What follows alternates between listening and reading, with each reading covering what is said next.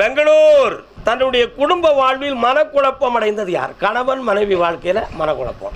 இடையில உன் மனைவி கோர்ட்டை பற்றி பேசுகிறாள, நீதிமன்றத்தை பற்றி, அந்த முடிவுக்கு இன்னும் போகலை, பேச்சுவார்த்தை மட்டும் இருக்கு.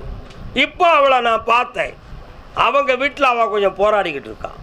உங்களால் என்னுடைய வாழ்க்கை திசை திரும்பிடுச்சு, அதனால் நான் மீண்டும் என் கணவன்கிட்டே நான் போகிறேன்னு ஒரு வார்த்தையை சொல்லிக்கிட்டு இருக்கான். ஆனால் இந்த பக்கம் வரதுக்கு ஒரு உத்தரவாதமான உறுதி உன் பக்கத்துலேருந்து அவளுக்கு கிடைக்கல. புரியுதா? அதனால் அவளால் முடிவெடுக்க முடியலை.